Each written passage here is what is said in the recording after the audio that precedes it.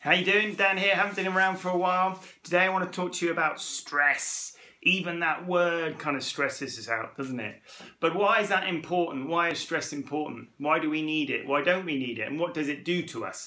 Today I wanted to talk to you a little bit about how different types of stress and how stress affects our nervous system, and it can affect how you can lose body fat, body weight.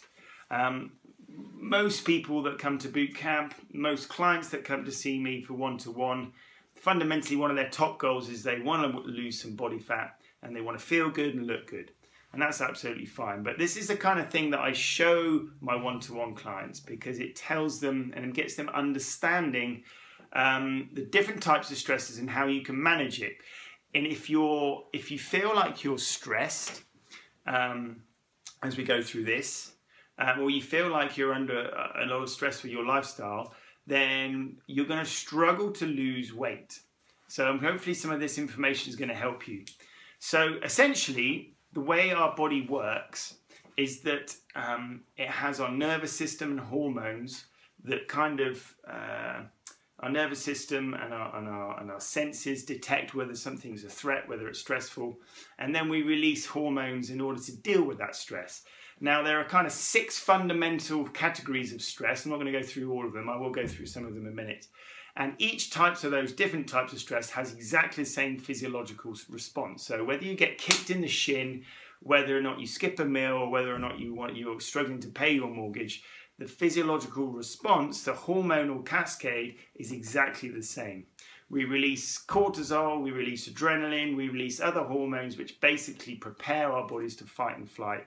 And our nervous system tries to balance us. So for example, if it's really hot, 90 degrees outside, a body will release hormones, it's under stress.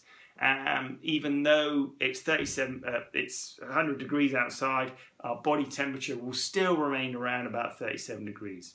That's basically a hormone, that's stress. If we skip a meal and our sugar levels drop, our stress hormones get released in order to pick us back up again to maintain our sugar levels, so we're balanced. And essentially, our body doesn't like change. But in order for you to lose body fat, we need to reduce the amount of stress load, what we call physiological load, in order to allow your body to repair and rebuild. So I'm going to show you what I would normally take through on my one-to-one clients, because it will give you an idea of how, maybe how you can manage your different stresses. So essentially, there's a branch of your nervous system called your autonomic nervous system, and that's split into 2 sides.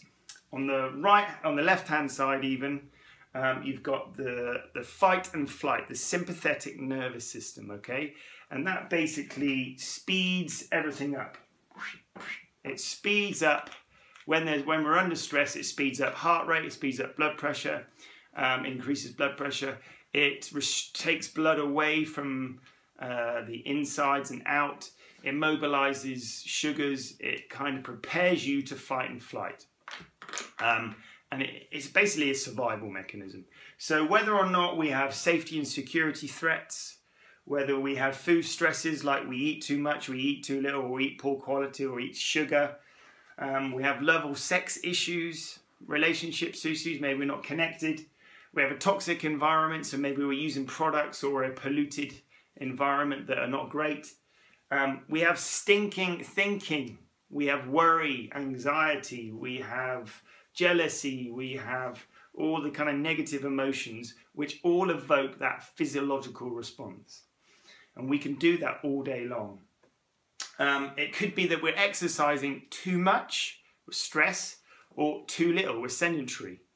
So all these types of stresses basically evoke a cascade of cortisol, stress hormones, adrenaline, which basically hike us up, increase blood pressure, increase everything to basically prepare us to fight or flight or freeze.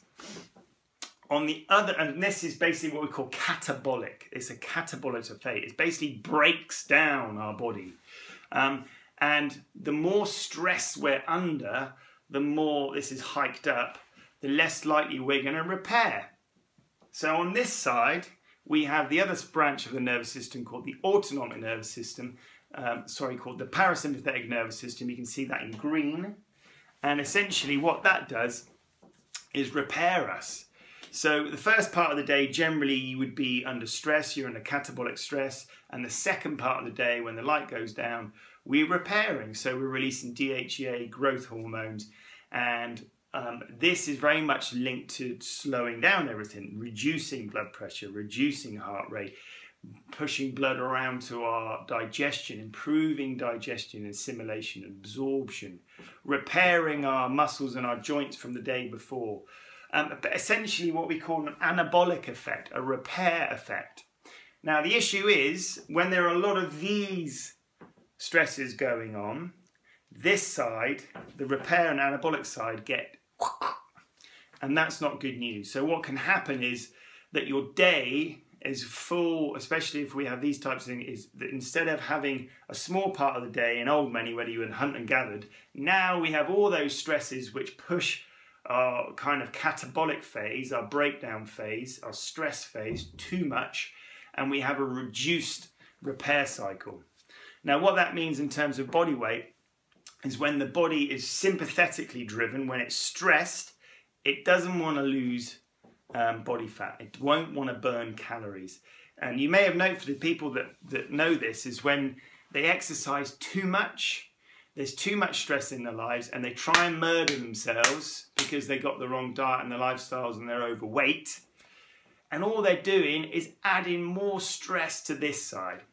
So what can we do in order to reduce the amount of stress? Well, first of all, if you feel like you're stressed and you've got a lot of these things going on, then exercising and killing yourself is not an idea. Even though boot camp is fantastic for most people, if you're stressed out, then we need to do stuff that's going to relax you, rest you, repair you. So what my mentor would say would be Dr. Diet and Dr. Quiet if you're under stress. So you're taking the load off. Your emphasis should be on repair and digestion and relaxing, breathing, hydration. So there we go. You can see this seesaw, it never is kind of still, but most people are hiked up on this side. And we need to try and get at the balance. We need to get the message out there in this industry that it's not all about smash, smash, smash. And if you find that you're not losing weight and you've got aches and pains and you're not repairing, then probably the issue is going to be over here. If you're inflamed, if you've got any itises, if you can't sleep. Essentially, this side suppresses our immunity. It suppresses melatonin. It suppresses DHEA and growth hormone, how we repair. It affects our testosterone and estrogen. Why do people infertile, or why do people can't conceive? Is because they're stressed.